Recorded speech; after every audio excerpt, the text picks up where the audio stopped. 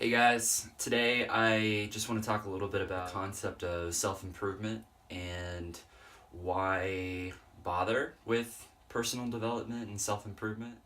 This is something I see being brought up quite a bit as of late because, I think there's certain people out there that assume that it's fairly self-congratulatory or even slightly narcissistic to want to constantly improve. Or it's a situation where people think that if someone's constantly trying to improve themselves, that they are inherently special or better or chosen. And I think that's a little bit of a misguided way to look at personal development and self-improvement. I think one of the main reasons a lot of us have a difficult time sort of searching for our calling in life or deciphering what it is that lights us on fire and makes us want to live a life worth living is the fact that we are having a difficult time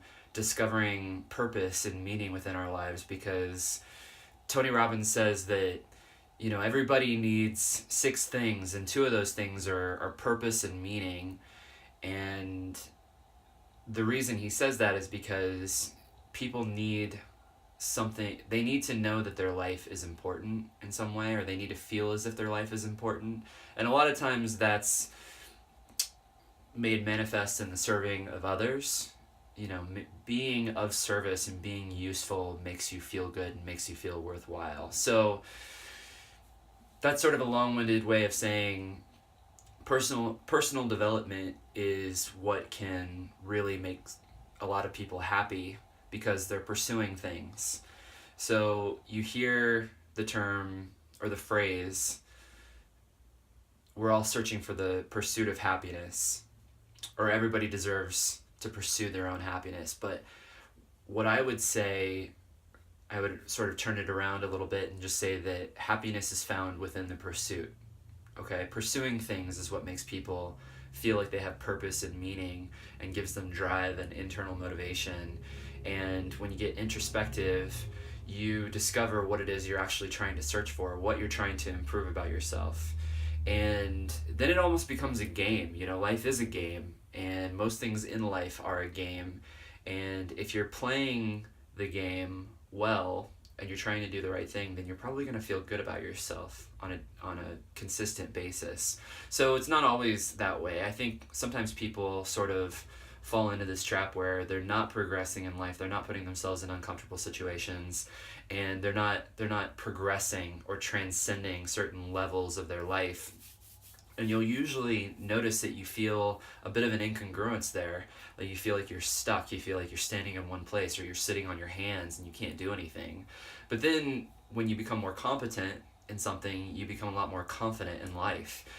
When you become more skilled, when you acquire those skills, you've earned credibility with yourself at that point. You've shown yourself what you're made of, and you have proven something to yourself, and that feels good. We get internal rewards for that. We get that surge of dopamine and serotonin and even endorphins when you're working out and you lift weight that you've never lifted before, or all of a sudden a certain lift that you've been practicing for months, it just clicks and it makes sense in your mind and in your physiology. You feel it, and that gives us that surge of dopamine. So that's like sort of the evolutionary way we're incentivized to acquire skills and do things. When we accomplish something, we feel good. The other part of self-improvement and personal development is, I think we're all sort of struggling with certain levels of either self-love or self-hatred. There's the spectrum, and we fall somewhere in the middle, hopefully on the more positive side. And I do think you kind of go back and forth depending on where you are in your life. So I think in an attempt to reach a destination of self-love and self-acceptance, which I don't necessarily think you ever just land on that destination. I think you just continuously go there, or try to go there, because that's the practice. You practice the art of going and landing on the destination of self-love and self-acceptance. And sometimes you regress and you fall back into self-loathing or picking yourself apart or just being really hard on yourself. That's part of life too, but the trick is getting back to accepting yourself and achieving that sort of feeling that you're okay and that you're enough as a person just as you are.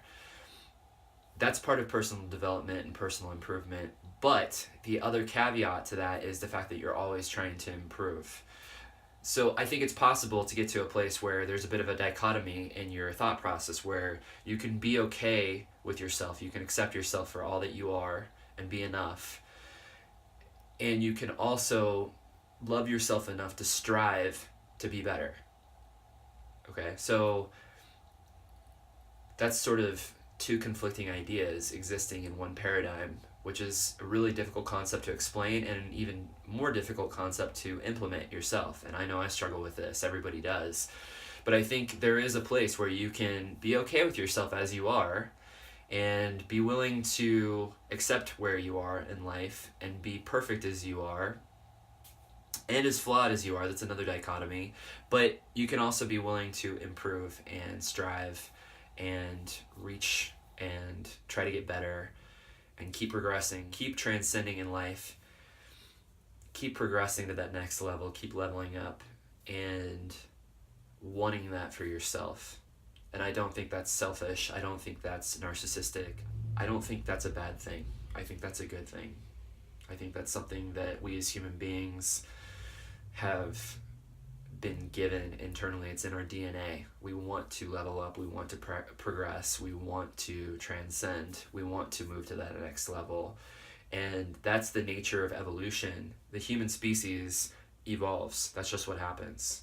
There's been times in human history where some people may want to regress and go back, and it never really works out that way.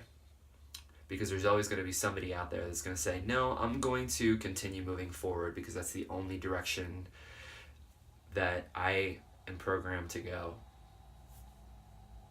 So, I don't think personal development or self-improvement is something that should have sort of a negative connotation. I don't necessarily think it's something that you should have a negative lens on. I think it's something you should embrace. And I'm not trying to tell anyone how to live their life. I'm just saying, if you feel internally that you want to be better, you want to improve something about yourself, and it doesn't just have to be a physical appearance, it doesn't have to be a physical attribute, it could be something as simple as wanting to know more about one of your favorite subjects. That's okay, you're allowed, and you can tell the world about it as well, because you'll find other people that are trying to progress just like you, and together you guys can progress exponentially faster. Personal development, I'm a huge fan, and it's something that I would imagine I'm going to be aspiring to continue doing for the rest of my life. That's my hope. Alright, thanks for watching this, guys. Hope it helped, and I'll see you next time.